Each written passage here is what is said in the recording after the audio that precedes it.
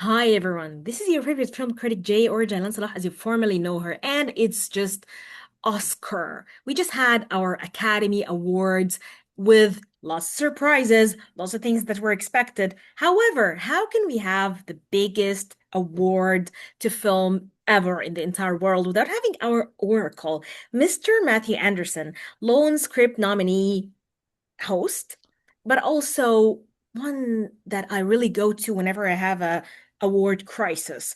He predicted things before, and now he's here to tell us how many of his predictions turned out to be just right, even ones that no one else saw but him. Matthew, so happy to have you again on the show. Rise and shine.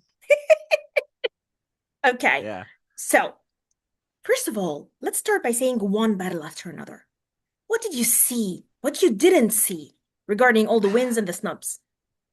You know, I would love to be the first one to say I called it early, but I actually found out that there was someone else who beat me to the punch. Two people I want to bring up. I'm not sure if you've ever had them on your show from Awards Watch, Sophia Cinemello and Ryan McQuaid.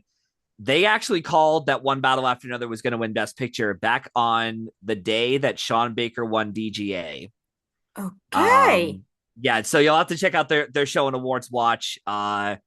Sorry for the accidental plug-in, but yeah, no, they pretty much said that they heard rumblings in short, but they heard rumblings that one battle after another was going to be as strong as it was, and they said, okay, it might be Paul Thomas Anderson's time. And then as the season progressed, they're like, I think he's coming for the gold. I think he's coming this time for the Oscar.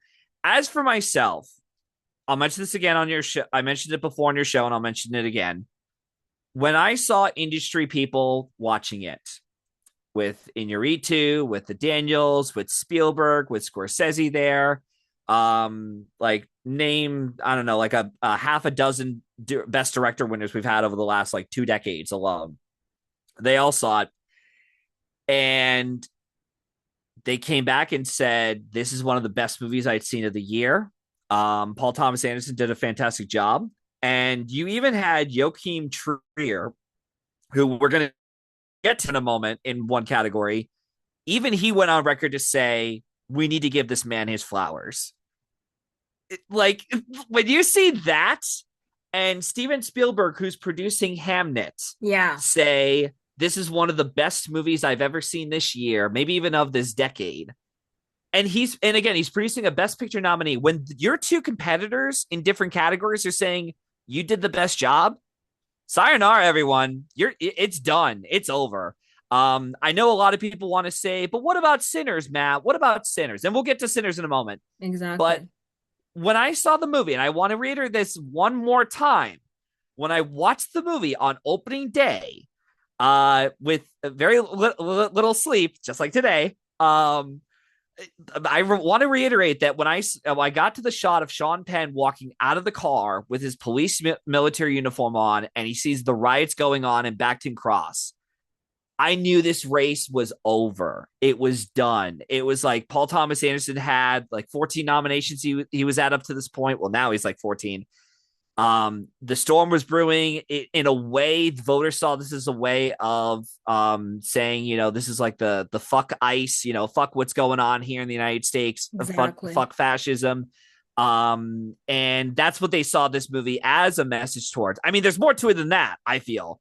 Because I know there are some people that I've come in contact with that said, yeah, like the first 5 minutes, I'm like, what is this? Why is it throwing its politics in my face? But I'm like, okay, you realize that I've seen all of Paul Thomas Anderson's films. Okay. I You're know his when number the one man, fan, man. Come on. like, well, one of his number one fans, but I know that this man is not going to stick his hand into a very touchy subject matter for a lot of people and not be and be immature about it. Like, no, trust me. Like he knows what he's doing. I trust the man. He knows what he's doing. And even if he's not spoon feeding you, which is apparently what audiences want nowadays. I mean, you go on fucking film Twitter and they're like, well, I wanted, why did this movie win Best Picture when you have a villain like this? And it almost seems like they just want their movie spoon fed to them. Like, this is the Exactly. bad guy of the movie. This is the good guy of the movie. And I'm like, do you guys not want to do you not want to, I said this analogy for my Lawrence Arabia paper for school, where I'm fine with getting cotton candy once in a while because it's fun. It's energy. It gives you a lot of energy and adrenaline. It's like, all right, cool. Now I can move around. But after a while, it just gives you this like, you're just sluggish. You're slow. Like, oh God, I can't think. My brain's not working. I can't move wherever I want to go. I can't do my errands or whatever. Don't you want something that's savoring and something that makes you like question of like, wow, what an experience this was for And me to eat this intellectually like delicious snack. stimulating. Yeah, Exactly. and Something that and gets my mind working. Mhm. yeah, and so going back to one battle after another, yeah, like Paul Thomas Anderson, he had his Martin Scorsese, Christopher Nolan overdue, where it's like from September, it's like, sorry guys, this is done, this is It's over. his. I understand that it didn't have the box office revenue that it had. It made like over 200 million on a budget of like 135 to 170 million, but it is still considered Paul Thomas Anderson's highest grossing movie he has ever done. And it's probably going to be his highest grossing movie ever of his career. Because I don't see how any of his other films are going to crack 100 million worldwide. Like, this is the first and only one to do it, and the only other one to do it on 200 million, by the way.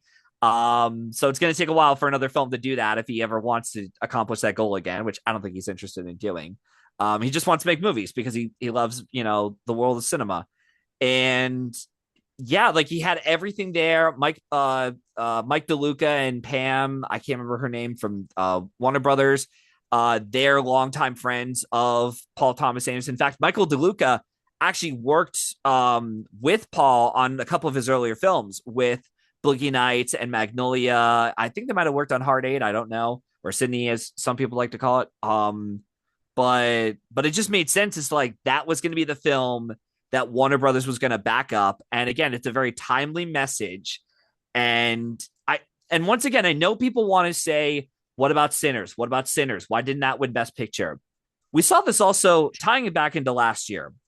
We saw this with Anora, how that was a movie that spoke to that was the very much the zeitgeist of its time, and in a way spoke to unintentionally how we were feeling about certain things that had gone on in our lives, especially with the elections that we just saw.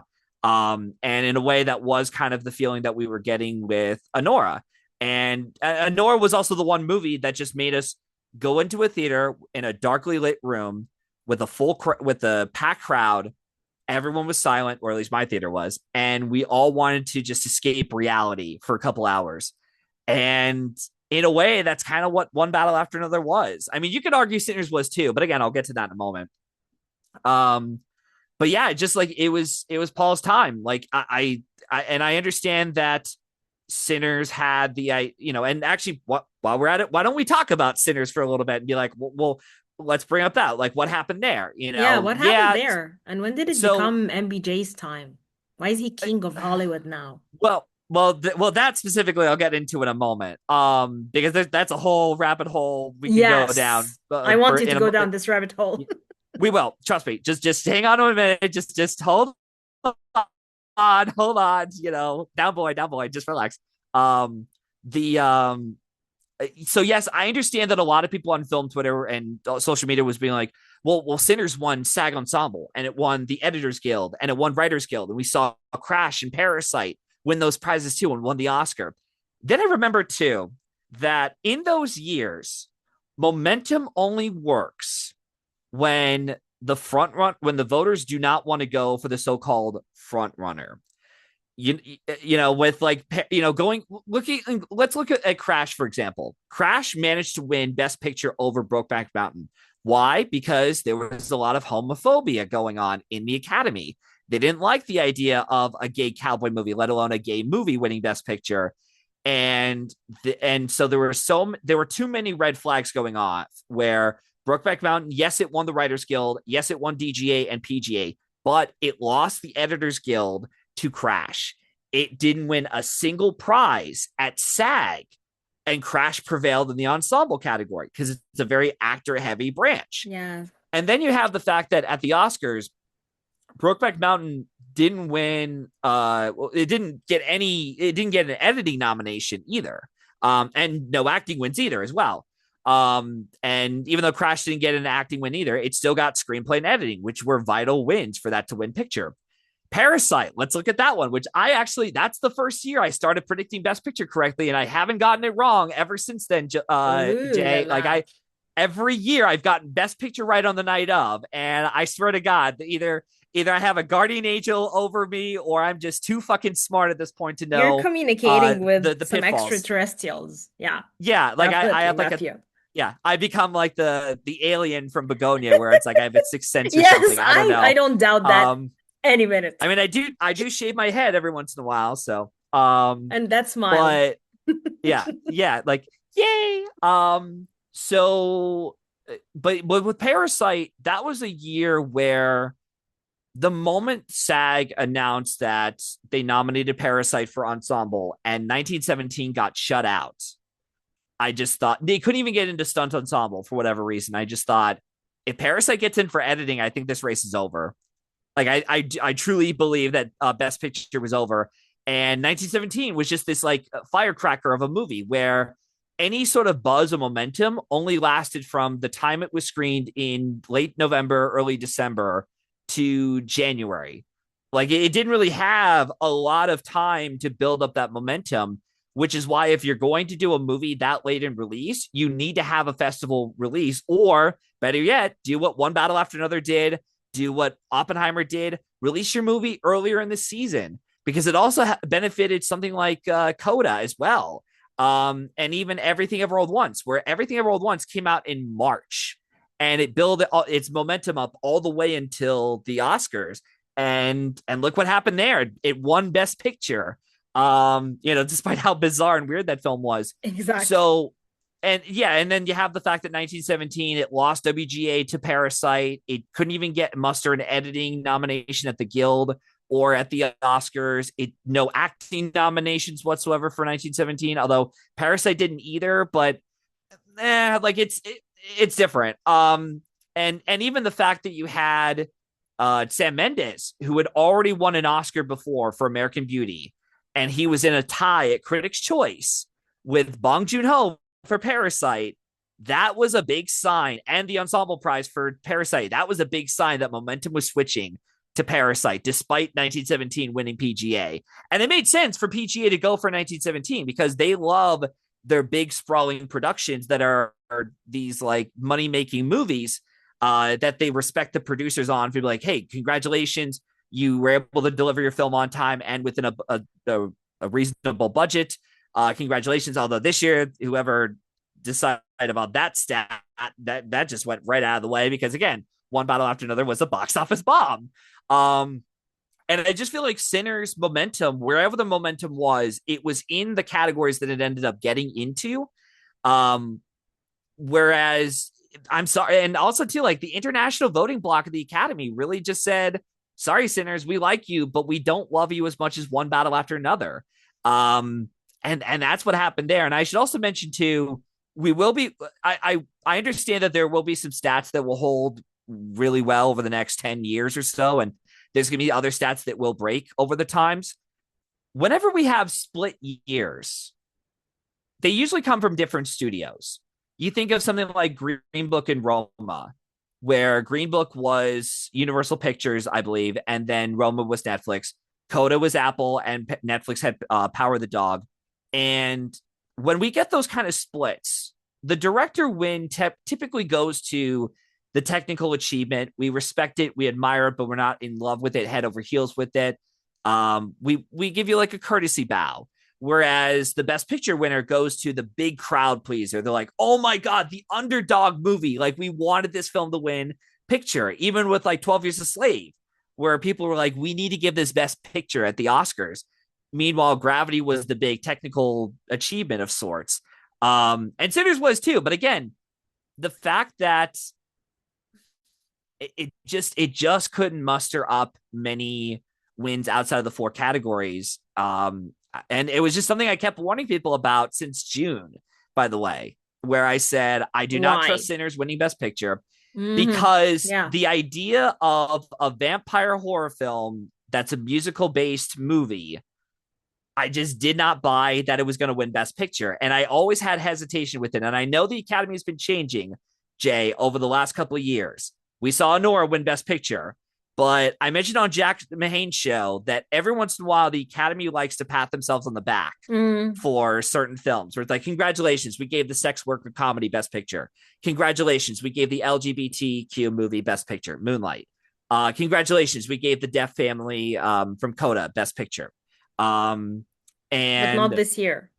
They didn't want to do not that this this year. year. Yeah. No, and the thing about Sinners, though, like I said, it's like just because you have 16 nominations, the all-time record-breaking number, which is impressive, doesn't mean all of that's going to translate into Oscar love for wins. Even La La Land, like even La La Land too, that had 14 nominations, that tied the original record for most nominations of all time. Did it win Best Picture, Jay? Yes or no? No, No. it did Okay. not. You know, and how about Power of the Dog? 12 nominations. How many wins did that get? How many? Just one, director. Oh my Um, goodness. Seriously? Jane Campion? Oh my just God.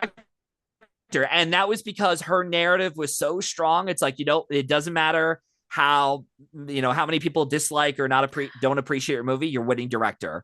Because Yeah. there's no one else competing against you. You got this. Yeah, because it was a Um, terrible season. and yeah, but Sinners just it ran into it still had a lot of passion. Don't get me wrong. It wasn't like there were any red flags for it necessarily. It's just the fact that it couldn't overcome the Goliath of sorts, Exactly. The one battle.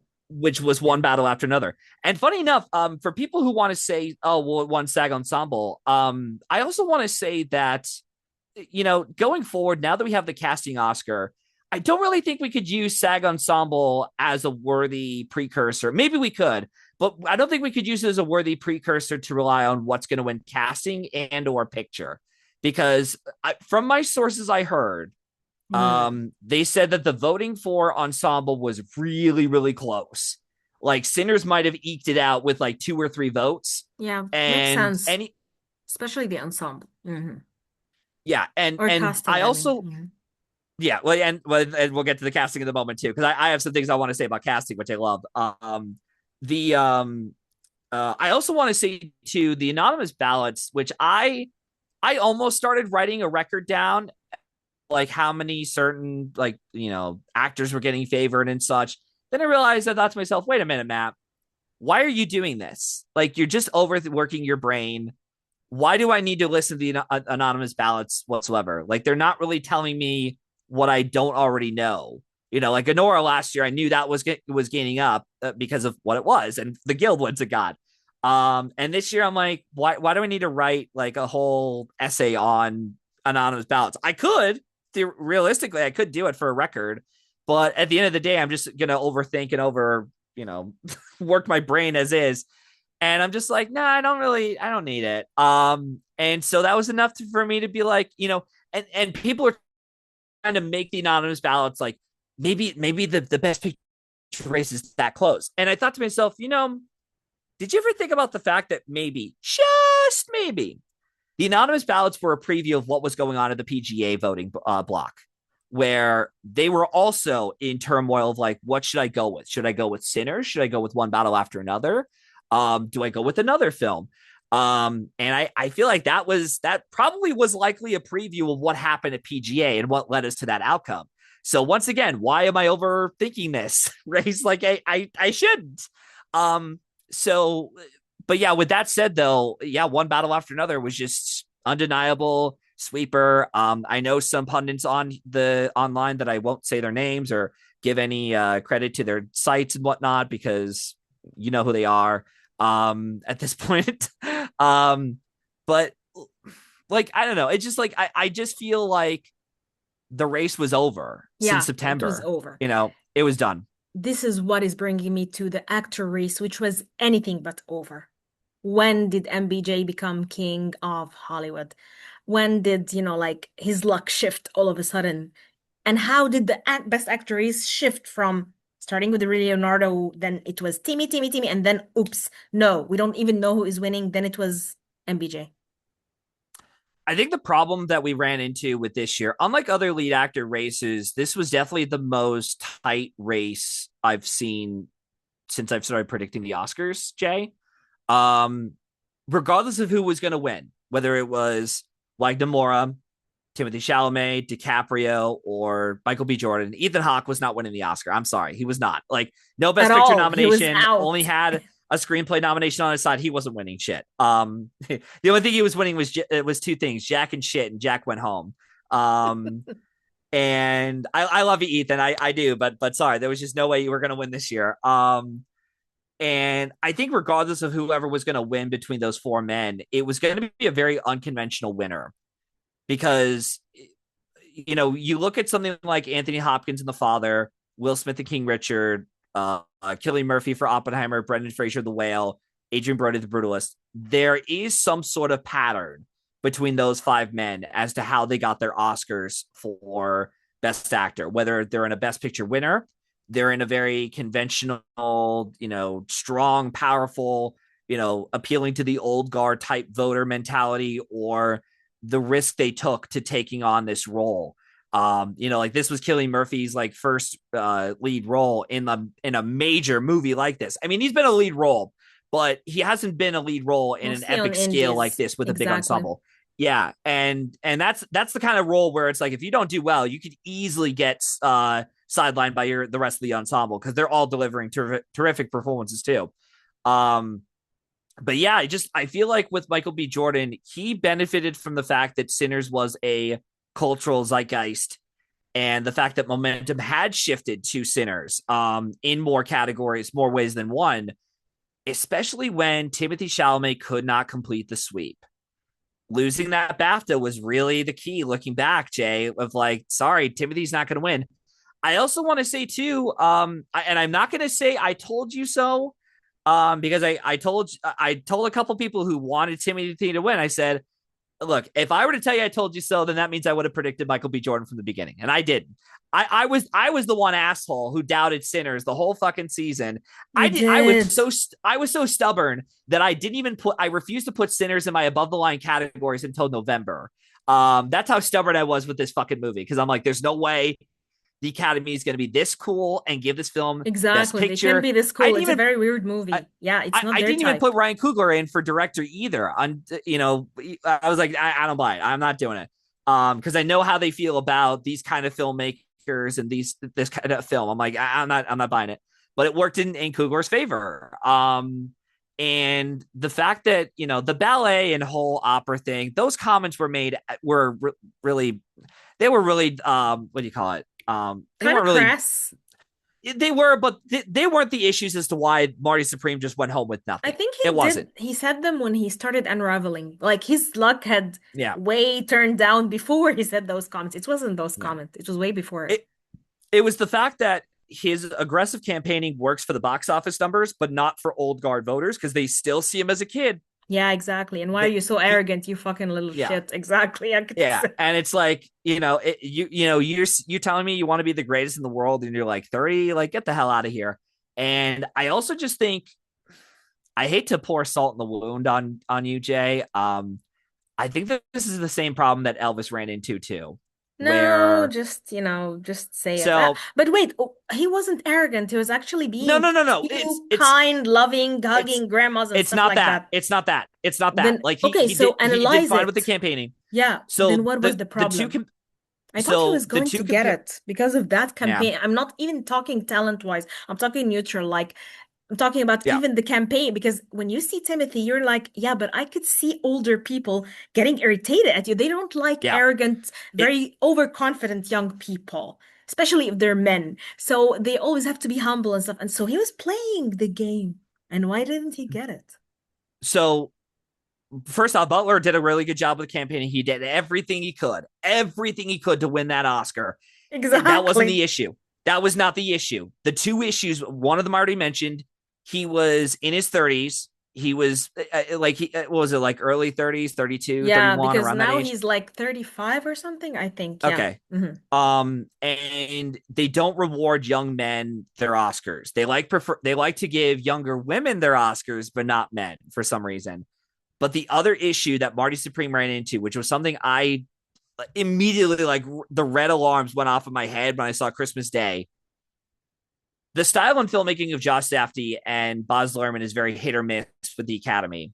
When you look at the fact that they are very aggressive, in your face with their editing, their over reliance on their fast trick editing and storytelling, that only works to a certain degree. Because like like Marty Supreme, like even the fact that Josh Safdie, it took him until now to finally get recognized for the Academy Awards. And even then, he still had to play to their ground by doing a period drama.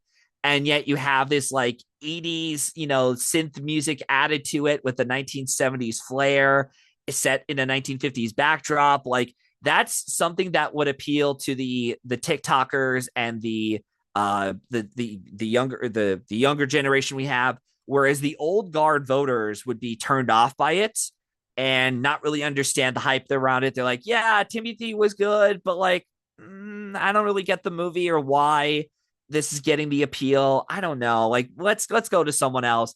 And same thing would happen with Elvis. And I think the fact that how there's also something I wanted, another connection I also realized, maybe this is more of my ADHD type, behavior I'm noticing with this, or maybe I'm on a lack of sleep. I don't know. I've been overthinking this for like 48 hours. I think it's the fact that they have a very in your face style for Elvis and Marty Supreme, but it's very repetitive. Like I know a lot of people really like the style for Elvis and Marty Supreme. Hmm. I preferred Marty Supreme a little bit more than Elvis, Yeah, me but too. yeah, Hmm. but the thing about those movies is that if there's not much variety in that type of style of filmmaking, it may not work for voters. Hmm. I mean, even Martin Scorsese, when he was in his like early age, he didn't, a lot of his movies did win. Let's not forget, Martin Scorsese is one of the greatest directors of all time. He is, but he is a director just like Josh Safdie and Baz Luhrmann, where their style of filmmaking is very hit or miss for the Academy. Hmm. Like it took him until The Departed, where Which it's is like you have no very competition, much traditional like too. yeah, much like One Battle After Another. It's like, hey, can we give this Oscar to someone else? No, you got to give it to Paul. You have to. It's like, oh, but I want to give it to someone else. Too bad, you can't do it. And with Martin Scorsese, it's like, oh, can we give it to someone else other than Scorsese? No, you got to do it. Got to give it to him. And I feel like that is something that I need to pay attention to going forward with that kind of style of like kinetic Yeah. energy. And Anora worked well because it But had Anora had variety like, in its storytelling.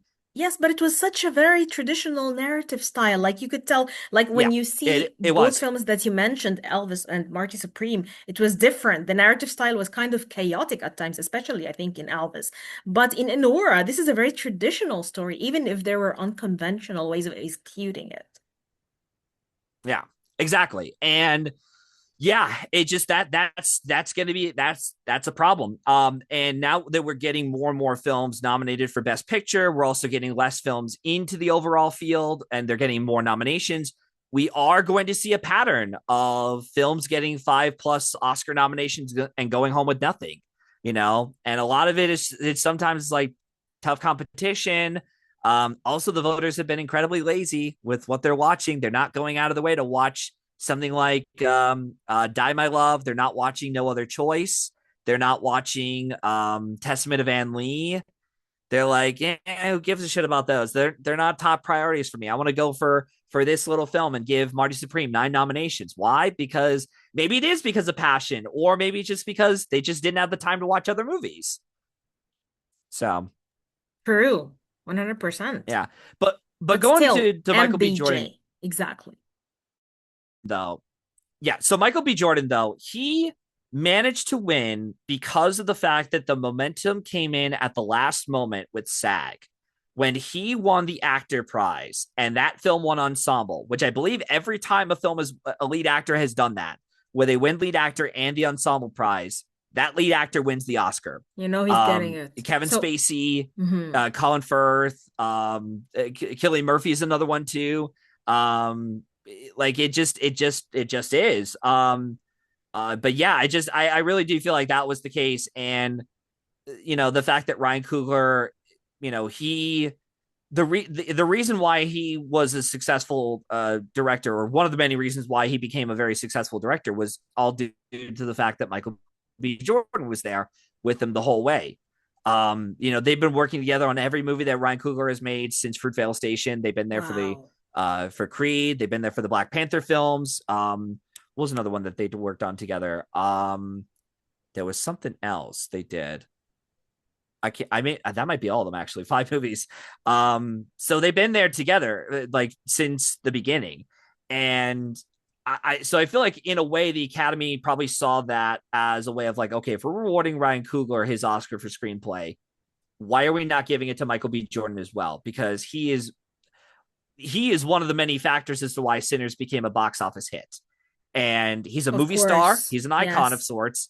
And I do think the fact that him playing twins and having such a level of detail and attention to those twins might have been something that really impressed a lot of voters. And, he's respected by his peers. He's not going around being arrogant and egotistical and acting like a Exactly. prick Yeah. like some of these other actors have been over the years when trying to campaign for Oscars. He's very humbled. He's very thankful. He's He's the always there. everyman, like the Yeah, people's man. Even you see him, it's like even off Oscar campaigning, he's at in and out, with his Oscar signing for yeah, so it's like wow, he's even building up more and more publicity for his later films. So I could tell like yeah. this guy is not stopping anytime soon.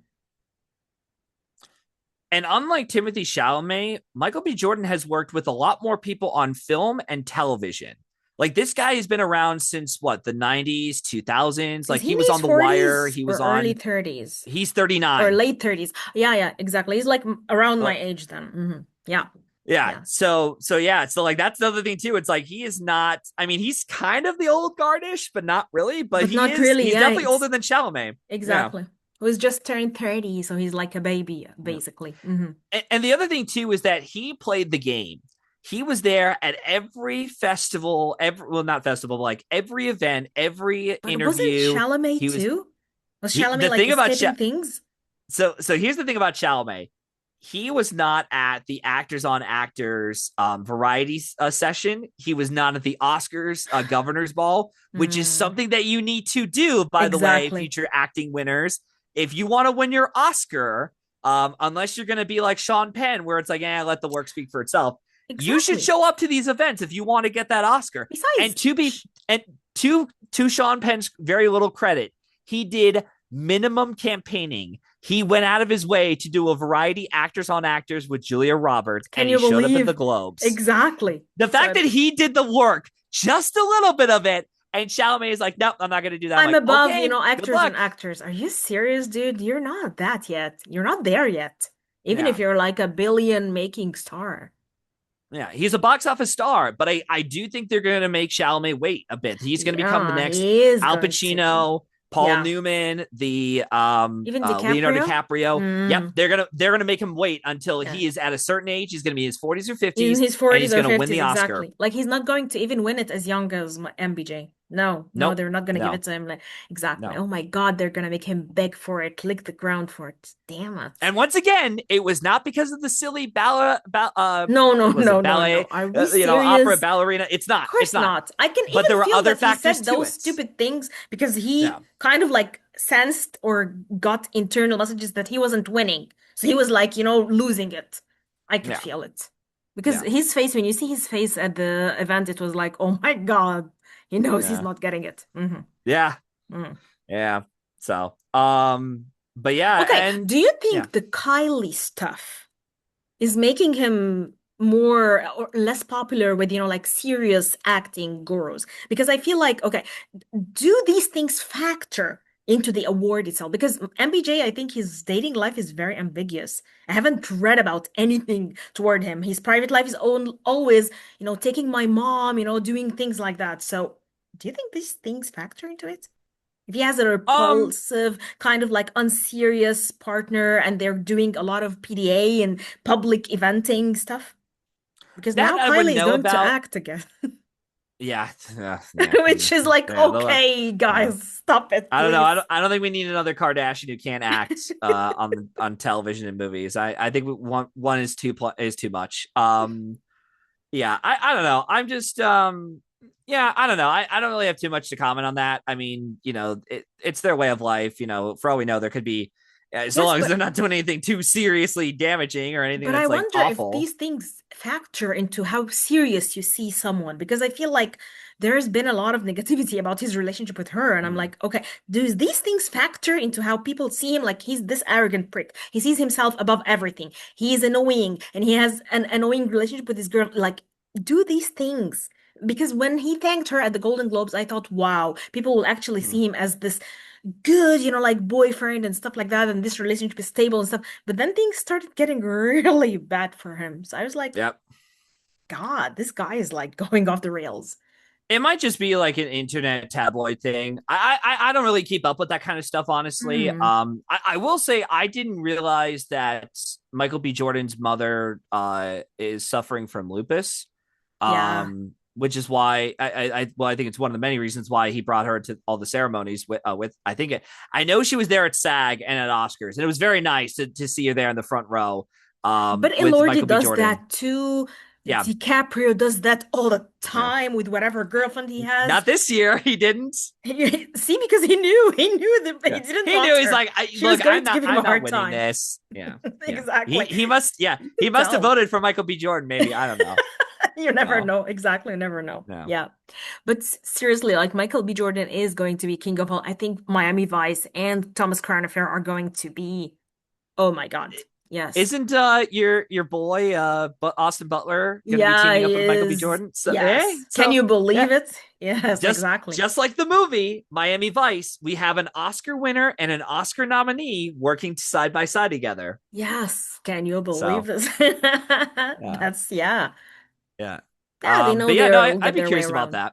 Yeah, me Yeah, too. I want to know how it turns yeah. out. Yeah. But no, honestly, like, look, I may have been very mixed on Sinners. I have my own issues with it. Yeah, me too, by That the way. I I'm don't not want like to. Yeah. this is why I'm not really a fan of one battle after another, but I really wanted it to win Best Picture because for me it was Mm, the better movie. Because also I wasn't that big of a fan of Sinner. I was like crazy about Sinners. mm, You know what I mean? So yeah, it yeah. made sense to me. Like this made the what didn't make sense to me was the big Best Actor win. I was like, oh, okay, whatever. So Yeah. yeah, that one.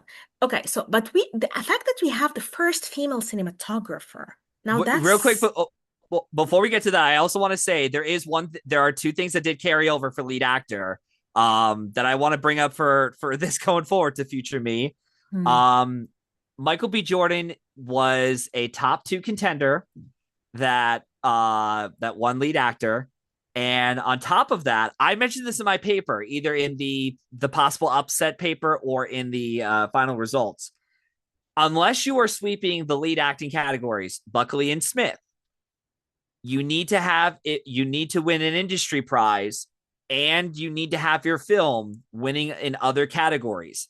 Fraser and the Whale won makeup. Chastain won makeup. Mikey Madison was in a Best Picture winner. Adrian Brody had cinematography and score behind him. Who else was there? Anthony Hopkins had screenplay. Frances McDormand was in a Best Picture winner. Michelle Yeoh was in a Best Picture winner. Like these are like crucial things you need on your side if you are not sweeping, and you yeah. need an industry You need prize at and you need least other one wins. thing. Exactly. This is why it Yeah. was obvious during Elvis that no, because Elvis came out with zero wins. So which unlike, Frankenstein, where it won like many technical things like makeup and costumes and stuff Mm-hmm. like that. Yeah.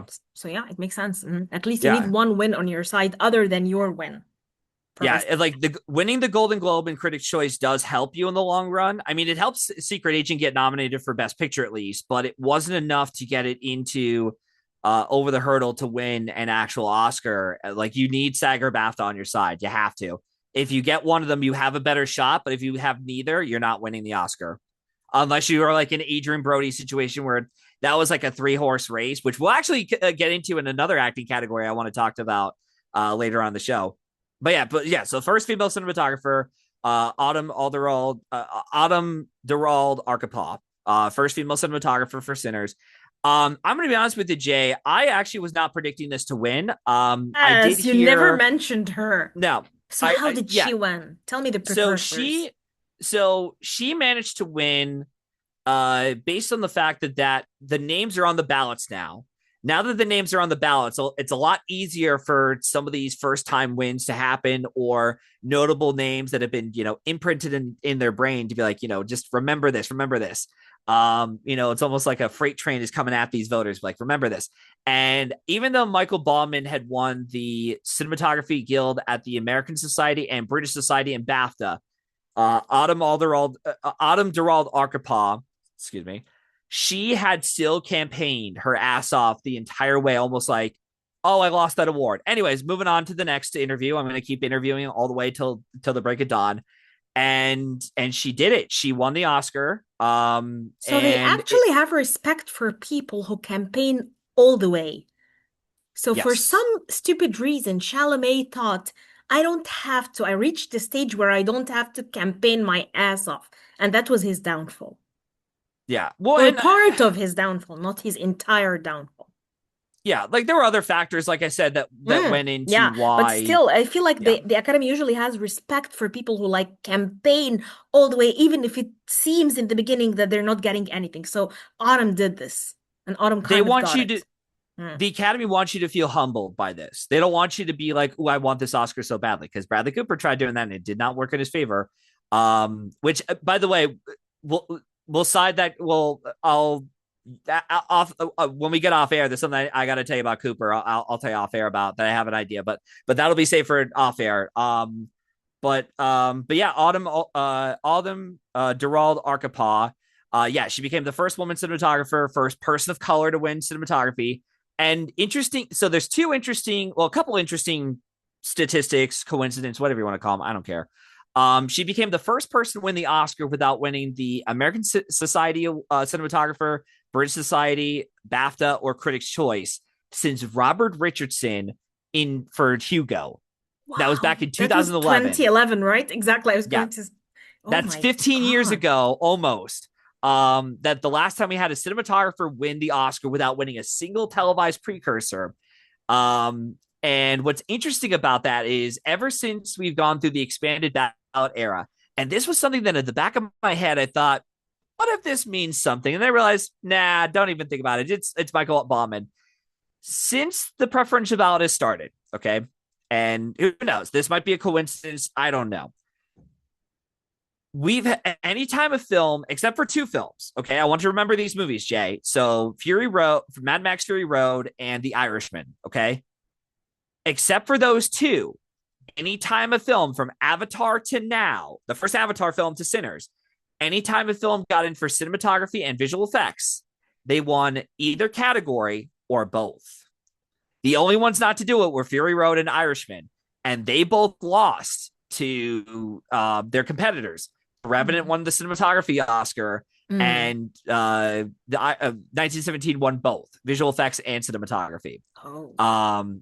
You look at something like Avatar, won both. Inception, won both. Hugo, won both. Life of Pi, Gravity, Blade Runner 2049, they won both. Whoa. Dune Part 1 won both. All Quiet on the Western Front won cinematography, which was presented by Michael B. Jordan, by the way. Mm. Dune Part 2 won only visual effects, and now Sinners has won cinematography. Um, and having the name on the ballot does help out a lot. And Hmm. I do think that there was a lot of push and a lot of buzz for Sinners to the point where they're like, okay, we need to give this some more wins outside of screenplay, score, and acting prize. And Autumn Arkapaw was that fourth win that they could give it to. And it is somewhat of a technical feat. You're doing you're doing a couple of oneers in the film. There's that whole "I lied to you" sequence they did, which is pretty impressive. And easily the best scene of the whole movie, in my opinion. Me too. Me And too. and they're 100%. shooting it on, 65 millimeter film. They're shooting it for IMAX, and even that whole video that Ryan Coogler and Autumn did for, what's the difference between all these formats, and even talking to each other in the theater they did for talking about their experience working together for a couple of years. I think they had also worked on Black Panther Wakanda Forever as well. But yeah, it was just, you know, I, but yeah, and now that the names are on the ballots for these technical categories, once again, this is something that, we could prevent ourselves from another Roger Deakins, where Roger Deakins, look at him, it took him so fucking long for him to finally win that goddamn Oscar. And all it Yes. took was a technical giant was Blade Runner. And then boom, he got the win. And he was one of the And best cinematographers alive, actually. Like his resume is easily just, one of the best winners of that decade, I easily. know, just perfection in a human being. But I also want to give credit to Christian Hanna, and I can't believe I'm saying this.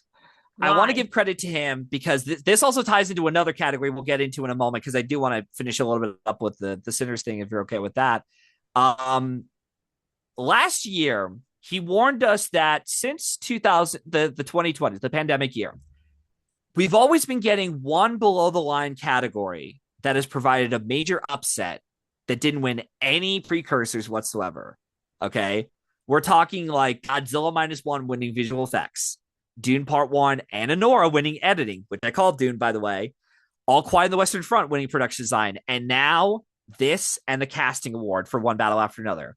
So going forward, I think we need to look very carefully at our precursors for some of these below the line Yeah, I could categories see and see exactly. It's important. like see yeah and see like where is the upset going to come from, because for all we know we can get an upset in costumes, we can get an upset in makeup, Exactly. um like the score category might provide an upset, we don't know, You never know. You never know what the but like next year even will fight for bring. you, Yeah, even fight for you for the Judas and the Black Messiah song, that won with no precursors. It lost the Golden Globes and Critics' Choice, and it still won that damn Oscar. Like it was just kind of shocking that it did. I'm like, wow, they actually pulled it off. So yeah, so props to Christian for warning us about it, and now it's on paper, so it's in ink, and the internet's not written in pencil, it's written in ink. Um, okay. so yeah. But yeah, go ahead. Best supporting actress race. Yes. How and why? That was So also very confusing. I have to give credit to Jack Mahanes because he warned me that a good buddy of his had talked to a number of voters, and they said that both SAG and Oscars, they said that Amy Madigan was leading the charge. And the thing about the supporting actress race is that it was all over the place. We had Critics' Choice and SAG go to Amy Madigan, and she beat out Tiana Taylor and Wumi Musaku.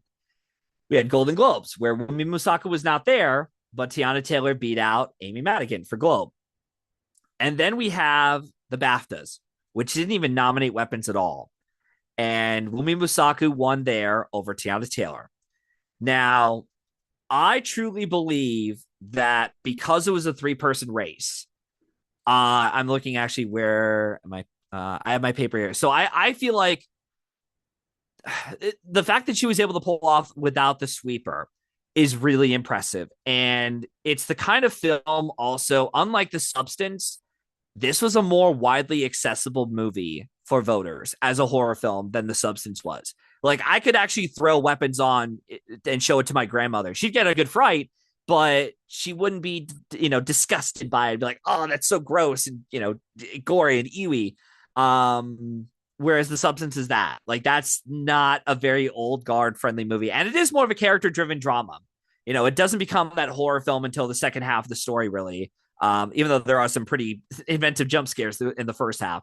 Um, but yeah, and you also have the fact that, spoiler alert on not Sinners, Weapons, in case you haven't seen it. Amy Madigan plays a villain that you love to hate and who is very creepy. And just like in the supporting actor race, she is a villain that we love to hate. And she's putting on a transformation work, which really helped her out a lot. And in a two-person race, we'd probably have to go with what's the stronger film overall. But in a three-person race, you have to look at every single factor possible. And then I remembered something. Jack Mahanes reminded me, a buddy of his, Tom O'Neill, I think it was, from Gold Derby, who's no longer on the site, I don't think. He mentioned to a lot of his buddies on Gold Derby, Tom did, about how the Spotlight year. You remember that year, Jay, where at Spotlight we had that Big Short and Revenant, and it was Yeah. it was a three-film race. Hmm. And he kept hearing a lot of mentions of Spotlight's gonna win. Spotlight's gonna win. And in the last like 24 to 48 hours, he pulled the trigger and he said, I'm predicting Spotlight with just screenplay and picture. And he called it, and everyone had said, wow, congratulations, Tom, you called it. Because now we have seen two examples of a three film race, or a 3-person race in this case, where if it's a 2-person race, that's one thing. But if it's a 3-person race, you really have to look at every factor inwards and outwards. Maybe the stats won't hold up as well as you once thought. Because guess what? They didn't. And she Yeah. was able to win that supporting actress Oscar. I'm pretty sure she was the first one as a low nominee to win her Oscar since Julianne Moore for Still Alice. And before Wow. that, you'd have to go to Penelope Cruz for Vicky Cristina Barcelona. Hmm. Yeah. So it's been a while.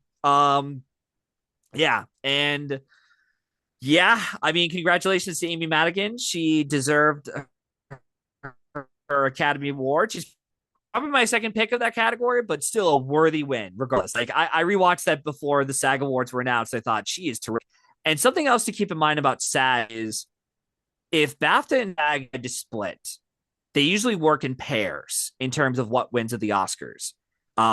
So like the Everything Ever Rolled Once year, are they going to go with the Everything Ever Rolled Once, supporting acting people, or are they going to go with the Banshees people for the Oscars? And actually all four of them at BAFTA didn't translate the Oscars from BAFTA. The SAG people did. But then you have other years like last year where the BAFTA winners for lead actor and lead actress did translate over to Oscars. Timothée Chalamet didn't win his Oscar. Demi Moore didn't win her Oscar either. So it's just a lot of factors you really have to look at. And I have to say, and I told this to Jack on the phone, if I were there, I would have kissed him on the forehead and just give him the biggest hug of the world and be like, oh my God, you helped me switch to Amy Madigan in literally the last 24 hours, Jay. Last Like it was minute. literally that Saturday before the Oscars. I'm like, something is off about this. I'm like, you know what? I'll predict this. But I told Jack, I said, if you're wrong, I'm going to be angry with you. Okay. I know you didn't influence me, but you helped me just enough to persuade me to switch over to her. And the moment that the broadcast started with Conan, I thought, oh shit, she's winning the Oscar, because that's always like Yeah, a because when you uh, a see tradition exactly. Hmm. with like the host dressing up as like an Oscar nominated performance. It doesn't happen all the time, but whenever it does, it's like, oh, You they're know winning. Like someone is Anthony winning. Hopkins. Yeah. Yeah, like when Billy Crystal dressed up as Hannibal Lecter from Silence of the Lambs, it's like, oh, he's winning the Oscar. There's no way he's losing this. He's taking it. Um, Hmm. yeah, even like Will Smith and Jessica Chastain for that year, they're like, oh, they're winning. But yeah, that's something that we have to look at extra carefully. And I can't believe I'm saying this, but I got all 4 acting categories right back to back, All of them. which So is all your like predictions were spot on. well, Hmm. I got the 4 acting categories right. There were some other categories I got wrong. I got cinematography wrong. I got some of the shorts. I got casting wrong. But other than that, I got everything else right. I went like 20 out of 24, I think. Okay, work with me here.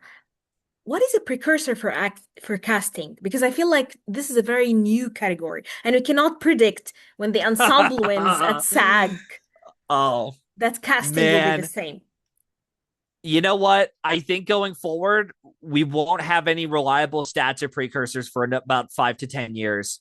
Um, you Wow. have to go based on vibes. You have to go based off of what you're hearing. And I think looking back on it, Sinners as a casting winner, in my opinion, did not make sense. I'll tell you why. Even though, Why? yes, that is an ensemble heavy movie, that film won the Critics' Choice and it won SAG. But Critics' Choice decided to combine their ensemble and casting director together. They didn't have them separate with each other. They went together. BAFTA went their own thing and said and went for I Swear. So that didn't help us at all, period. Um, and I do feel that the BAFTA winner last year with Anora, I think that would have translated to the Oscars though for best casting easily. And if that were the case, I would have predicted Sean Baker to win 5 Oscars. Oh my God. Um, So if the yeah. casting category was present last year, Anora would have taken it. And Wow. yep. And it would have taken home 6 Oscars. Oh, well, wait. One, two, three, four. Yeah, no, it would have won 6 Oscars. So, and then as far as SAG Ensemble, it looking back, it did kind of make sense for that to be a very actor friendly movie. A lot of actors in a small, tight room talking with each other amongst this, tension building dialogue written by an auteur filmmaker. Same thing happened with Conclave. Conclave was a very twist and turn screenplay with a lot of actors in a small room Makes talking to total each other. sense. Exactly. Makes sense as why one SAG ensemble, and they're all interacting off each other as a cast. Um, and But and I that's have why a that won. feeling But in the upcoming years, it will always be, at least like it mostly will be a totally different win in SAG Ensemble. That like I don't think they will match unless it's a yeah, movie that everyone agrees on like insanely or a sweep or something. exactly. Hmm. Yeah. And the thing about casting this year, Cassandra, let me see if I have her name on here because I might be butchering her name. Cassandra Colundis. I apologize if I fucked up your name. You I'm sorry. butcher names all the Um, time, man. Come on. Come yeah, on, Maddie, you I'm do it. sorry. Yeah. Unfortunately, it's a habit of mine. But yeah, but Cassandra, her winning this prize, even though I did not predict this category, I was so fucking happy. I was so happy because I said from day one when I saw the movie, and once again, spoilers for One Battle, when we get to the paternity test and Chase Infiniti is reacting off of Sean and her expression she had, that twinkle in her eye of like, holy shit, this guy is my father. I just thought to myself, you know what? This needs to win casting because you don't find an actor like Chase Infiniti and ask her to get that kind of emotion and force it out of her. That's the kind of shit that comes out of an actor like that naturally. And yet you didn't And even I think what nominate also, her. Like a great yeah, but first discovery. mm, they have their problems because she is a first time, yeah, she's a Yeah. first And she's acting, very young. a person. And yeah, like they are not familiar with her. They are now familiar with her So thanks to the you can casting prize. expect her But I think again the to. Mhm. yeah, I think the other reason too as to why it won the casting prize outside of Chase Infinity, you look at that entire ensemble. I'm not talking like the main characters. I'm talking about the non-actors, character actors throughout the film. The Christmas Adventure Club, the skaters, the nuns of a Sister of the Brave Beaver, the 75 group, the military guys, the guy who's in charge of interrogating these people, especially the kids at the high school. You look at all these actors and you think to yourself as a casting director, there are moments in the film where we have our main stars like Benicio del Toro, Leonardo DiCaprio, and Sean Penn, who are not in the movie. So how do we fill up the time and make sure the audience isn't feeling like it's 2 hours and 40 minutes long, regardless of how it's paced? Let's hire really good character actors and let's hire actors who fit the parts of these small roles. Whether you have one line, whether you have 10 lines, a whole monologue. The nun from the Brave Beaver, she was in Magnolia. She was the one interviewing Tom Cruise in that interview scene, which is yeah, I was so happy she showed up in the movie. Like, hey, look at her. The most The awkward Christmas scene Adventure Club. You have ever. Jim Yeah. Downey who's in it. I'm sorry. The most awkward interview What was scene that? ever. I in Magnolia. That was Yeah, like, yeah, I love yeah. this scene. And I think that was one of the reasons why it won the casting prize was that she did a terrific job casting everyone. Like I know a lot of people are not a fan of that movie, but you look at the cast and you think to yourself, these actors are so good to where there's not a single bad performance out of these people, and they're only in it, like I said, for like one line, 10 lines, a whole monologue, whatever it may be, just like a random point, oh, the car went that way or whatever, all that stuff. And I think it also helped too that Cassandra has worked. There was a narrative building for her, and that she had been working with Paul Thomas Anderson on every movie since Hard Eight, or Sydney, as some people would like to call it. Um, and she ended up being Paul's casting director by Magnolia and has worked with him ever since then on every movie, everything, even like Licorice Pizza and Phantom Thread. And she is like a big name amongst voters or not voters, but the industry. And yeah, it just made sense for this to win casting, the cast Oscar over Sinners and Marty Supreme and Secret Agent and Hamden, and believe me, those would have been really cool winners. But out of all the ones, that was the moment where once it won casting the inaugural prize, most of us at home were thinking to ourselves, once again, picture's over. One Battle has this. Yes, It wasn't exactly. editing, it One was battle has casting. this. Um, Exactly. but I don't think we could use this as a reliable precursor to say, oh, it's every best picture is going to win casting. It may No, not, no. but I will say this: I do wonder if going forward we're going to have to rely on But like you just said, we like have to BAFTA. wait We may until, have to, yeah, we have to wait until like 2 or 3, like at least well, 5 years. If it's repeated, 5 to 10 years. this is a Yeah, precursor. Like definitely, if you see but I casting almost, win, it's going to be Best yeah, Picture, unless it's like weird. I almost wonder though if just like BAFTA with their casting winners, we end up getting an acting prize with their reward too, because I know some people were going out on a limb and predicting other actors for supporting actor, but I'm pretty sure casting was the first award that One Battle won, and when that won, it's like okay, well Sean Penn's gonna win supporting actor. Like So, I think I mean, that's over, and it was, you so it know. would be like at least one acting category has to be ticked. Like it doesn't matter. It doesn't have to be the leads. At least one supporting even has to be if you are winning casting. That's that's my thinking right now. Mm-hmm. Yeah, that's what my Mm-hmm. thinking is right now. I could be wrong, but that's what the BAFTAs have done for the most part, except for Rocks in 2020. But even then, they gave the Rising Star to an actor of Rocks with Okay. that casting prize, so it technically counts a little bit. Okay. So I yeah, want to ask you about the Frankenstein wins because there were people who were skeptical about the yeah, wins. Why? I didn't think Frankenstein would go empty-handed because it had a lot of love from the no, industry. Exactly. no. Elaborate. It's a Guillermo del Toro film. He has a huge sway over the Academy. I do feel like he is going to win a second director Oscar coming up. I don't know Me when it's going to too. be, but Exactly. I think it's Hmm. coming. And the technical wins are really going to be the major wins that film is going to get. Costumes, makeup, production design was like the easiest win, honestly. It's like if you weren't predicting production design, I don't know what the hell you were doing. You either hated the movie, you wanted to take a swing, um, like okay, unless you're doing it for fun. And but if you want to be like me, who wants to get everything right and call bragging rights for the next season, I don't know what you're doing, not predicting Frankenstein for production design. Come on, that's ridiculous. Yeah.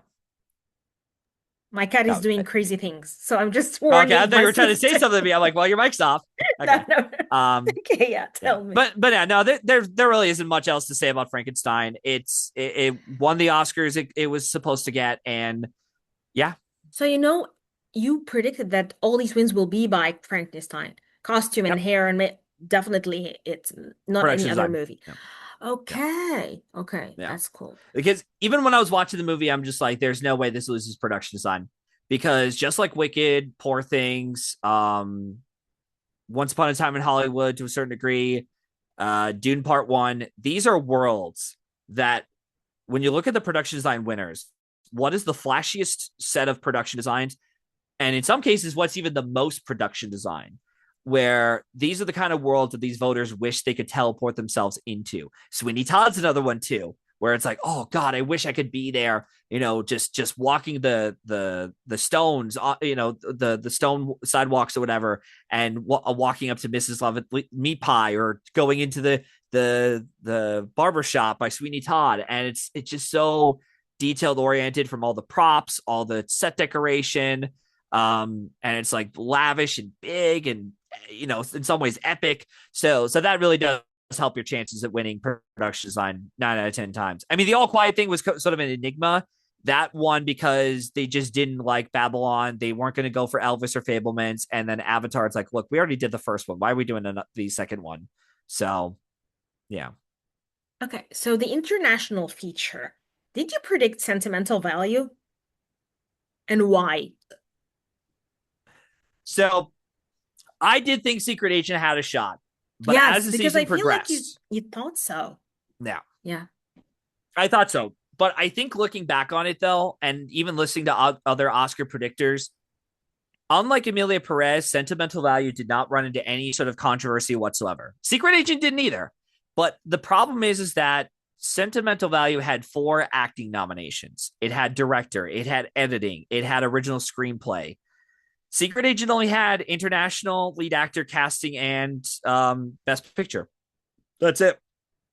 And with sentimental value, I think next time we're in a really tough, a tight race like this, and the Emilia Perez I'm still here thing is like a 1 in a million shot, honestly. Like I don't think that's ever going to happen again unless the next international contender shoots itself in the foot and it's like, hey, we have another one here.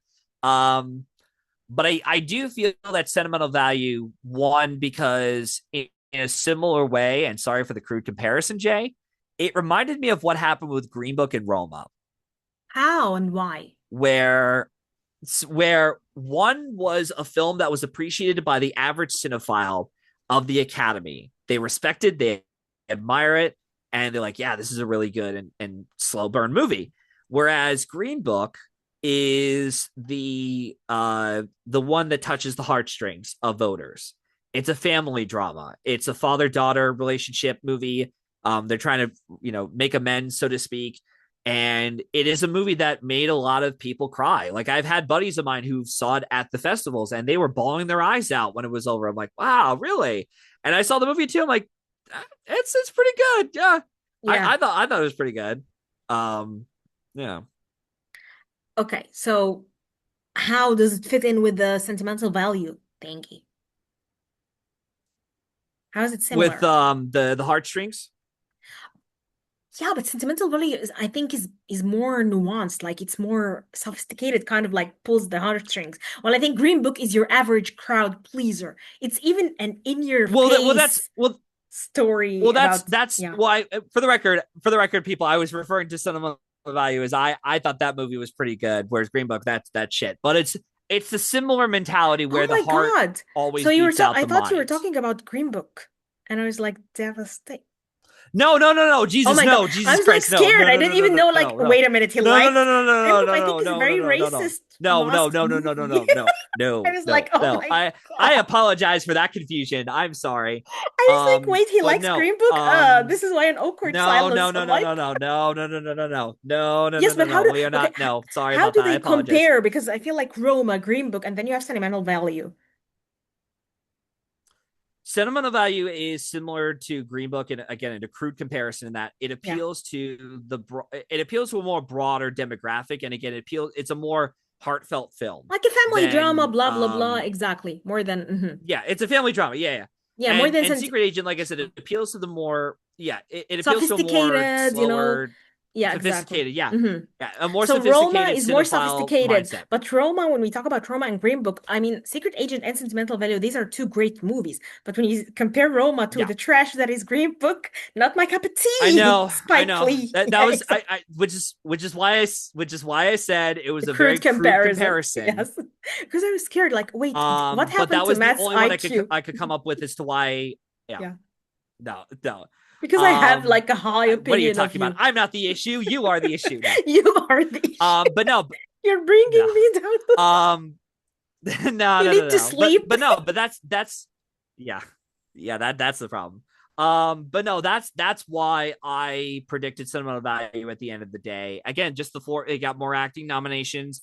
It's the film that more of the Academy could relate to than Secret Agent, and also So it Secret Agent wasn't was two going hours to and go. 40 minutes. Yeah. Like, So it wasn't going to go yeah, home like it's a long empty-handed. movie. Never. They were not going to do this. Yeah, sentimental. Yeah, and sentimental value also was like that was the first Norwegian film to win international film. Whereas Brazil, it's like, yeah, you guys had your day in the sun. Um, but yeah, but I do think the Golden Globe and Critics' Choice wins. They allowed Secret Agent to get nominated in the Best Picture, but once we got to phase two voting, it's like, okay, there is a lot of passion for Secret Agent, but I don't know, man. Like with this tight of a Yes, because race, it got more wins than more nominations than I even thought it would. Seriously. I was like, wow, this yeah. is a lot for Secret Agent. I didn't see this coming. At least me. I also, yeah, I should also mention too that Secret Agent became technically the first international Best Picture nominee to go home with nothing. Ever? Um, The first like ever in a it's long never time? happened. Well, okay, so there is one other film by a technicality that does fit this, but not really. Mm-hmm. The Immigrants. And the thing about that film is that they were nominated for international film and only eligible for international film for one year, and then the next year they got in for picture, director, screenplay, actress. But either way, it just went home with nothing. So that doesn't really count because they're No, in separate no. years. Hmm. But yeah, Secret Agent is the officially the first non-English language international Best Picture nominee to just not win a single thing. Okay, did you predict the documentary? Because I feel like it was No. very why? Don't you like watch the So documentary stuff and I whatever, whatnot? I don't have time to watch the documentaries. I have a very I almost I was about to watch Perfect Neighbor, but I'm like I don't have the time and I need the patience to and the focus for this, and I just didn't. The Perfect Neighbor was the Critics' Choice frontrunner, and most of them, if they get into the Oscar field, they win the Oscar. However, with the international voting block of the Academy adding up over the last 6 years, it's allowing more and more of the international films that they have over at the BAFTAs to come in and win the Oscar. You know, Mr. Nobody Against Putin. Yeah, They love their Russian, Ukraine I could documentary tell movies, exactly. fighting, Hmm. against the good fight Hmm. overseas. Like this is a very international pick of the Yeah, Academy. makes sense. Had I gotten this one right, I would have been like 21 out of 24, Hmm. which is pretty impressive, I would have said, but whatever. Very I'll impressive, take the baby. 20 I Hmm. got. Yeah. Um, but yeah, so that was really it. That was the only reason why I could think of as to why Mr. Nobody Against Putin won international documentary feature, I should say. So, Okay. Okay. It's very boring to talk about Jessie Buckley. I'm sorry, I'm not going to mention her. Why? Okay, did you? Because I knew that F1 wasn't going to go home empty-handed. I knew they were going to give it yeah, any award because they loved it. They weren't going to give it one of the big yeah, awards, but they loved it enough. They nominated it for Best Picture, man. So I knew. So they gave it sound. So I swear I was like, okay, I knew it was going to get at least something, and it got it. yeah, Any thoughts on yep. that? Um, no, I'll save my thoughts on the movie and the win when we get to my Patreon exclusive. I'll be talking about over the summer. Become a member for $3. You know, there's a plug-in. I'll put it there. But yeah, you'll probably get a yeah. We're gonna try. I have a guest already in mind. I talked with him, and we're gonna try to shoot for May or June to get the episode out, and we'll Okay. take it from there. But yeah, no real thoughts other than yeah, this was expected to win. So, Yeah, anyways, exactly. So, okay, so what else do you think requires? Because Jesse Buckley, I mean, like, it's so boring to talk about someone who sweeps. Seriously, like, why would we even mention it? Yeah, Jesse Buckley was sweeping the um, season. Move on. well, I will say, well, we could actually talk a little bit about it and tie it back to the actor for a moment because there's an interesting parallel. But it's like very. I feel like it's very If you don't expected. mind. I'm not sure this is there because until either yesterday or today, and are connected to their directors because in the weird way, Chloe Zhao and Ryan Coogler are both filmmakers who worked in the Marvel Cinematic Universe.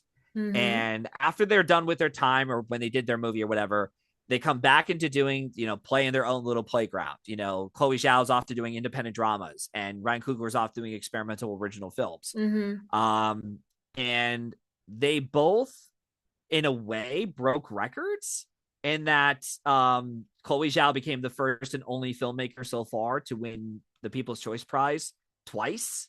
Wow. Um, and secure Jesse Buckley's win immediately. And then you have Ryan Coogler with him being the first direct and only director so far to have directed two casts into a SAG ensemble win. Black Panther was his first that he directed, and then So no other Sinners director did this? Oh my God. No other director in either got case. two And SAG. Oh my God. yeah, I mean, the director doesn't accept the SAG prizes, the actors do, Yeah, but but it's something still, to he keep in mind. It's directed like, them to glory. Like he directed them to wins. yeah. He was the one orchestrating the whole And thing. Mm. yeah, and they both ended up getting their lead acting people Oscars.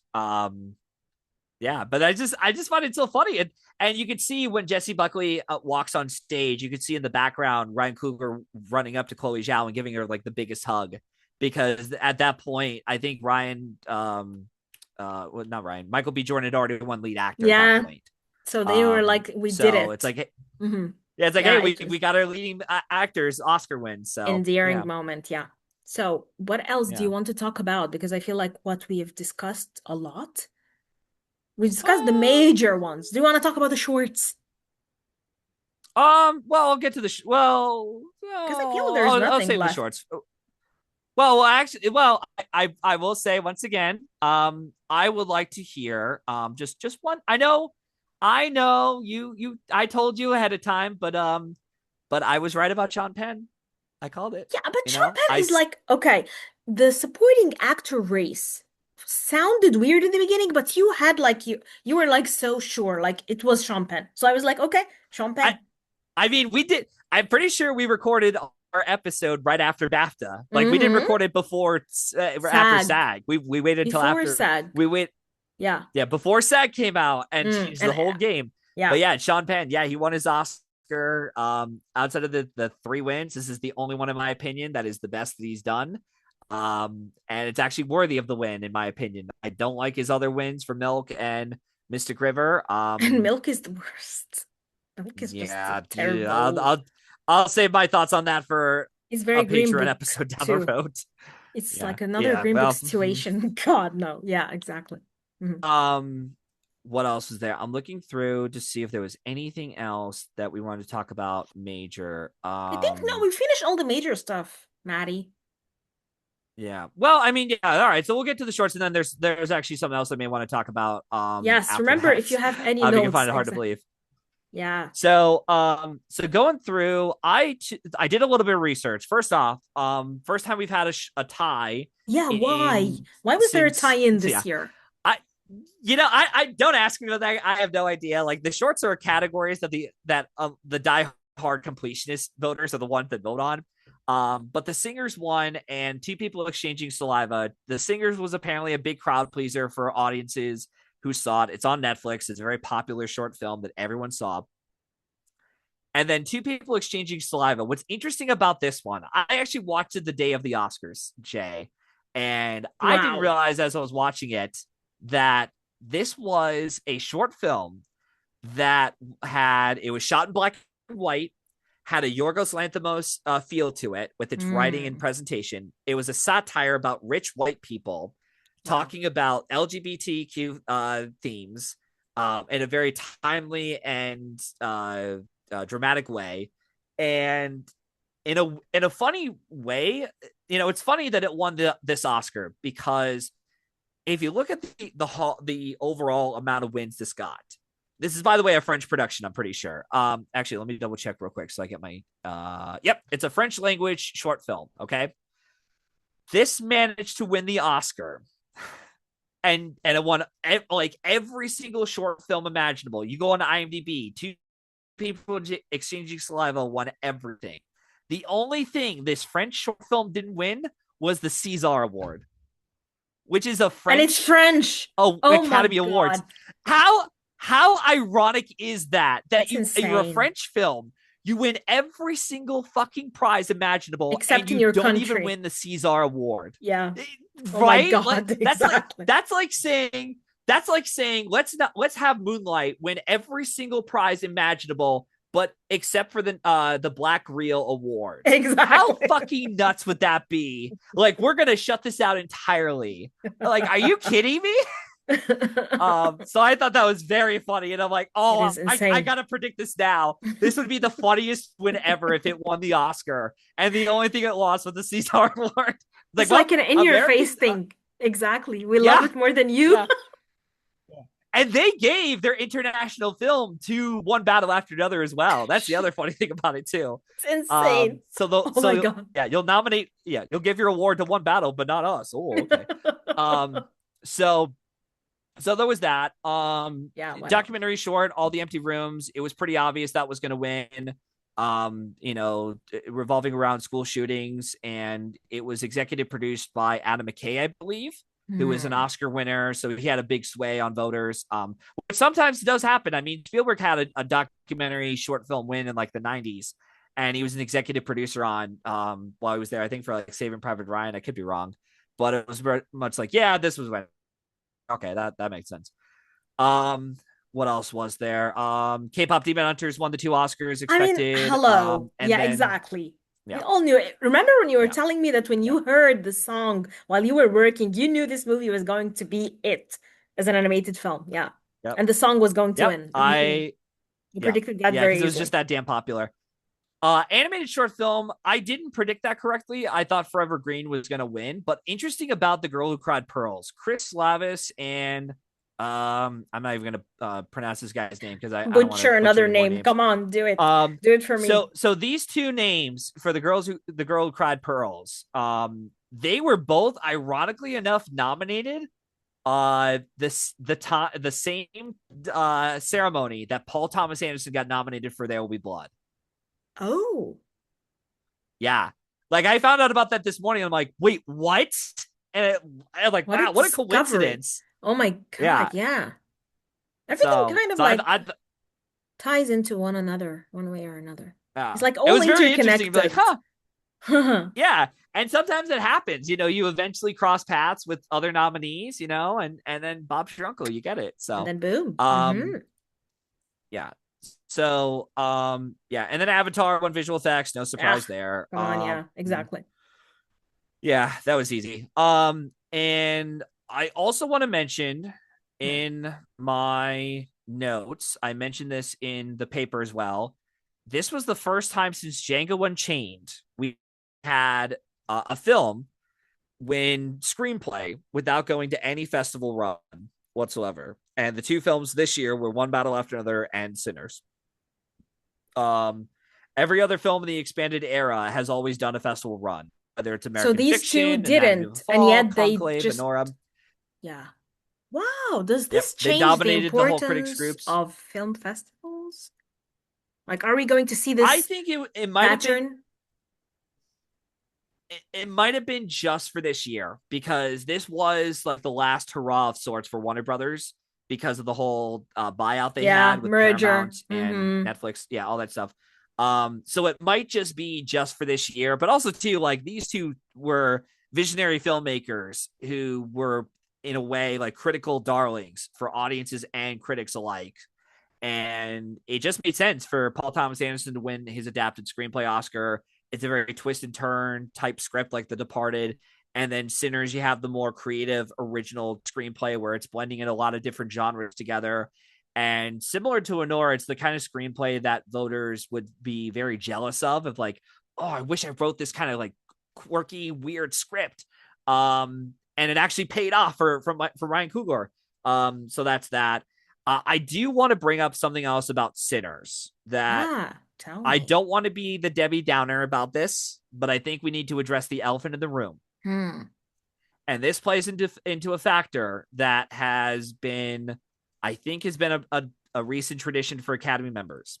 Yeah, I mentioned earlier on the show that the Academy is not seeing every movie on the face of the planet. That's why we aren't yeah. getting as many nominations. We're getting more Unlike nominations in the for a single past, I film. think. Exactly. Yeah. So because of that, I think it's going to become a lot more common for a film like Sinners to get 16, 15, 17 nominations, and it only goes home with like 2 or 3 prizes. Hmm. And I also want to mention too that I said this in my paper too, and I'll say it again. Sinners broke the record for most nominations without a Best Picture win, which was previously held by La La Land at 14 nominations. Sinners became, despite the 4 impressive wins, it became the biggest loser of all time by losing 12 different Oh categories. my God, really? So what was before it? What was the So movie that before, got like the original record was 11 losses. Mhm. 11 losses. By what? So we Which had movie? Johnny Belinda. So it's actually a tie between 5 movies. Johnny Belinda, Hmm. Beckett's, The Hmm. Turning Point, Color Purple. Both of those two went home with nothing. Oh The fuck. Power of the Dog won 1 Oscar in director, and Emilia Perez got 2 wins out of its 13 nominations. So now Sinners is the biggest loser, as much as That it is the was also biggest, the biggest nominated film. yeah. Wow. And And we will have this record, I think, broken in the upcoming years a lot because you yeah, will see. it's Mhm.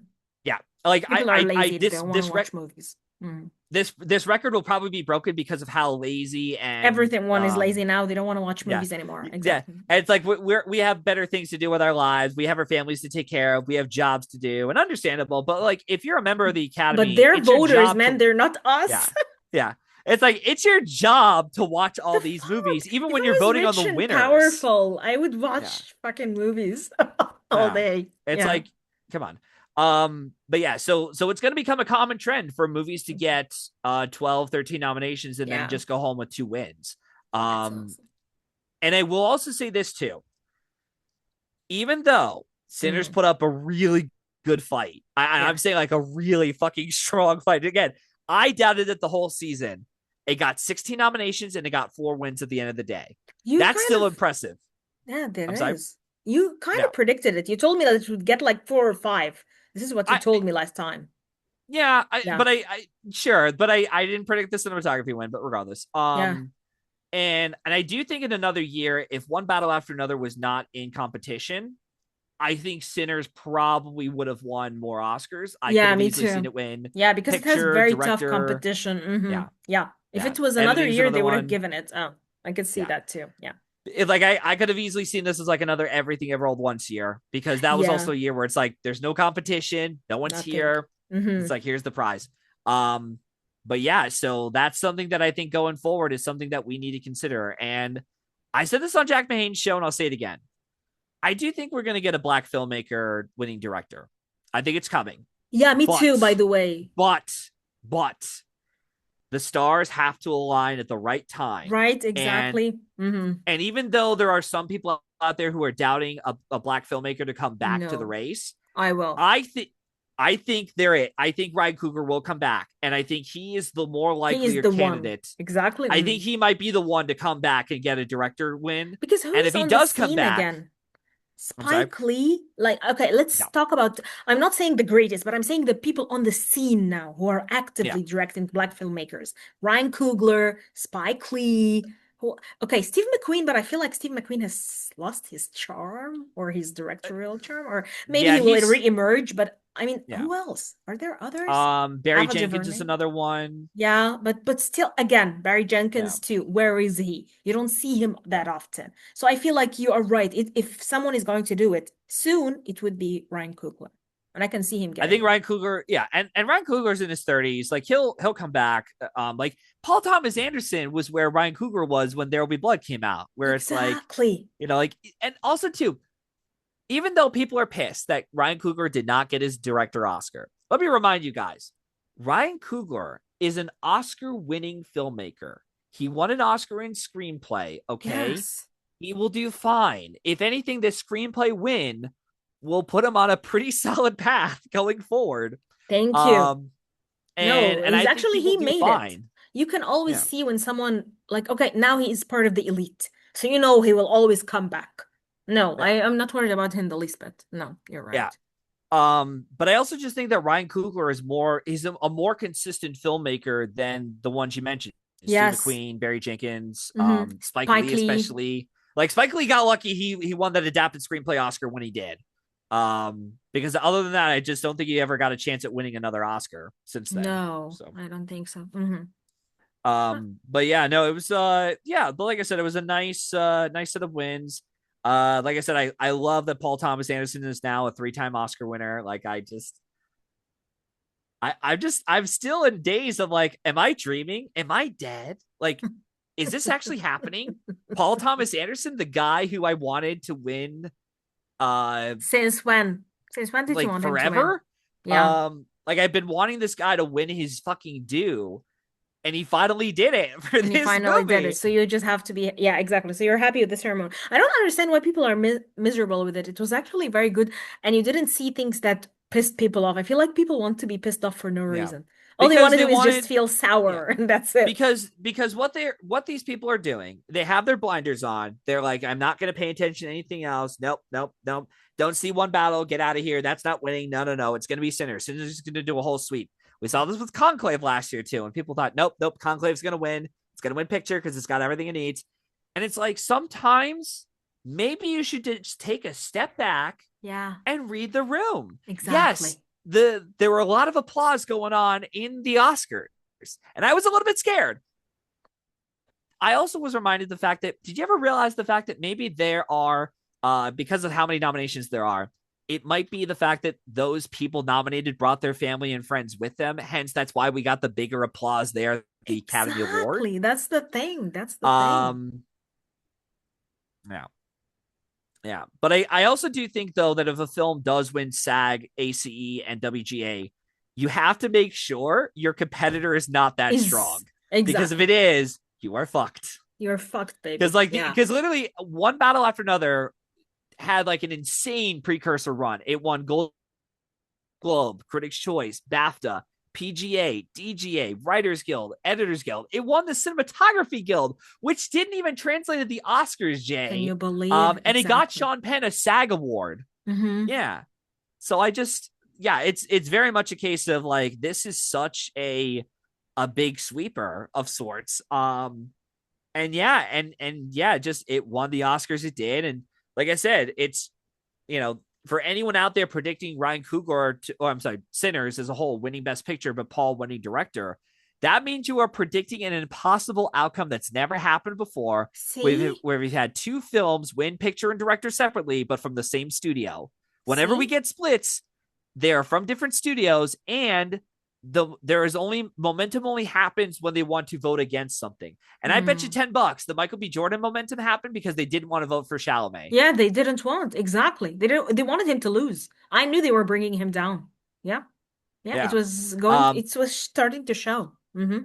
Yeah. But Yeah. yeah, it's just really funny to see some of these Okay, people. so Yeah. do you think DiCaprio will have his movie ready to compete against Cruz, or he will wait with the Because I know DiCaprio wants to sweep with this Scorsese movie, and I Oh, think they're he wants waiting. to Yeah, that support. Yeah, right. I know it because yeah. I That think he Scorsese also movie wants will to wait. support Jennifer Lawrence Yeah. into another nomination and maybe win. Like I could feel him prepping her Yeah. because he does this with his, like female co-stars always, I wouldn't especially hold your breath. recently. Yeah, I wouldn't hold your breath though on Scorsese's film because Why? he hasn't gotten a film of his win an Oscar since Hugo. It's been a while, and they're But not on board.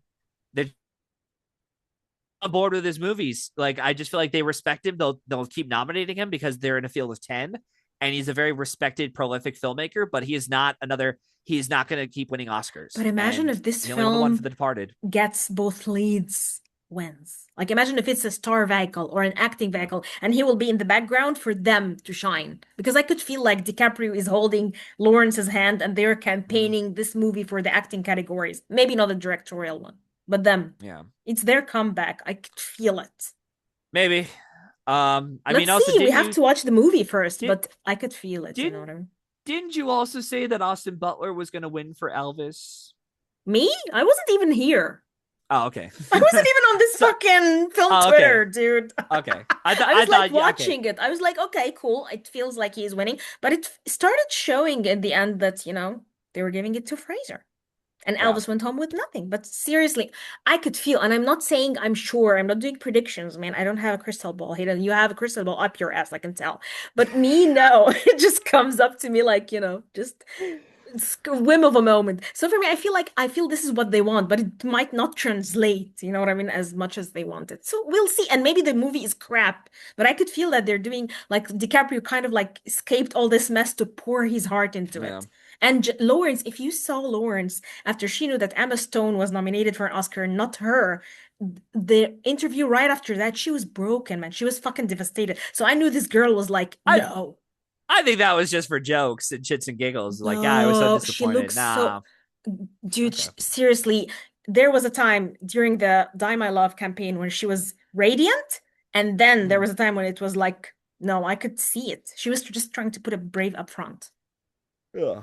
Um. Yeah. All I will say is that for next year is It's Cruz. We know it's him. he's coming. He's He coming might be for it, you here. guys. Exactly. I think he's coming. We'll Yes. And see. we'll see. We'll see. For all Yeah. we know, he could be another actor where they're like, we'll wait around. No, I'm But kidding. I think the Um, first step will be you writing in your notes after the can wins. So yeah. this is the first So thing that we can look forward to. what I'm gonna do once again is I'm going to write down all my notes on Can, anything that were big shout outs, any buyouts for major studios like Neon. We also have to keep in mind about Neon, what they win for the Palme d'Or. They might win again for the Palme d'Or. You never know. Exactly. It's Um, always theirs. but I also need to keep an eye out on what are, because this is another reason why I doubted Sinners until the very end, at least for picture. I want to see what are some films that come out from now, from the time we record Mm. to August, September, Yes. because we saw at least two. I'm thinking in my head, my sleep deprived brain here, that Sinners and F1 were Yeah. both box office hits. Mm-hmm. And Sinners more so, definitely. And they were both films that were like, holy crap, like they made a lot of money. We weren't expecting them to make as Yeah. much money as they did. They weren't. And Mm-hmm. because of that, all their contenders dropped eventually over the fall, where we had House of Dynamite, Jay Kelly drop. Is this thing on dropped? Like Mm-hmm. there was nothing that happened there. And to the point where it's like, shit, okay, I guess we should go for these like populist blockbuster movies and get them into picture, Yeah. and that's what happened. But I think this year we might get a couple on the horizon. I mean, who knows? Okay. You never know. So we wait from now until August, September and see what's the outcome. But I Yeah, want to have an because episode with you after Venice. And Venice will be in late August so that we oh, make a you want to review. you actually want to do an episode after We the Venice is have done? to, Okay, all man. right, We have to review like this quarter of the year and see the outcome of it. Because we have to okay, have those staple episodes. okay, Yes. all right. Yeah. All right. If you're up for it, then I'm here to blow you away with the shotgun and Yes. my crystal Shock me. ball. I want you to shock me all Um, the time. yeah, but I am curious to know where Digger will play. Hmm. Is it going to go to Venice? It Yeah. probably will go to Venice the more I think about it, because I'm pretty sure that's where Birdman and Bardo played too for Inarritu. So Inarrito's favorite. it Yeah, might go Inarrito's it home. might Yeah. go to Venice. I would be shocked if it went to Cannes, if I'm being honest. It would be Because weird. that's Yeah. way too early. Yeah. Yeah, I that's don't like way think. too soon. It's like, don't do it, man. Don't, No, no, don't, Uh, baby. Don't. yeah. But yeah, all I will say is that somewhere out there, Nicholas Zednik is jumping around like a crazy lunatic. He's jumping around like Tom Cruise on the couch. And he's like, come on, let's do it. Let's do it. It's this time. And I'm like, dude, fucking relax. Like, you gotta calm down, okay? Let's get through. This was the night before he called Anora, Oh before my we God. all saw Anora win picture. He was very much excited. I said, dude, let's get through this season. Let's get through next season. Take a Because break, and wait and for the then I'll Tom like Cruise then season. and then I'll unhook your leash, okay? And then you could just run around like like a rabid dog. Um, Yes. but yeah, no, we'll see what happens. But Yeah, we'll see. yeah, but yeah, all I will say is that this will be the last thing I say about the whole cruise thing. Yeah. If that sucker could make it a box office hit, which he can, and he's able to get the industry push behind it, Mm, it's secured. it's It's secured. happening. It's Even if happening. people, because I know a lot of people out there do not like Inarritu's films, but if you look at the Governor's Ball Awards, where Inarritu was presenting the honorary prize to Tom Cruise, Mhm. people were loving Inarritu. Yeah, They were they hooting and love him. hollering. They Yeah. were laughing at his jokes. Mm, And even Tom Cruise, his acceptance speech was terrific. yes. And his love and admiration for movies, I think, is going to be enough to where it's like, I think Yeah. that's possible. Yeah. But again, we are talking way too Way too soon. early. We Exactly. we just we just finished the Oscars 2 days ago. Can I you don't believe want to it? talk anymore other than Tom Cruise. Yeah. And even then, I think that's too much. Yeah. So all I will say is I'm very happy that the season is over. Paul Yeah. Thomas Me Anderson is too. a 3-time Oscar winner. I'm very curious to see what he does next as a Me director, too. because he's got a lot of options on his hands. And he has a lot, and every time he surprises us, like every single film of his is not like the other. So Yeah. he is one to watch out for. Yeah. And I will say on a more somber note, it is going to be unfortunate to see Paul, having to work on another movie without his dearly beloved producer, Adam Sumner, who passed away in the middle of One Battle After Another. Yeah. Because he was there, I think he was there with him since There Will Be Blood as the first assistant Oh my director, and God. then they started working together since Licorice Pizza is like a big producer, and yeah, he passed away from thyroid cancer in the Oh middle my of post God. production. Yeah, it's That's so funny. I wish him the best of luck, and I hope he's able to assemble the same crew for his next movie. But yeah, but rock on, man, you earned your Oscars. Okay, final thoughts. Do you have anything else to add, Maddie? Um, Academy Award winner Paul Thomas Anderson. That was a great ending to the episode. Thank you very much, Maddie. And wait for us. We will come back with more predictions, but wait for us. It will take a little longer this time. We won't come back until after Venice. Bye bye. Bye bye.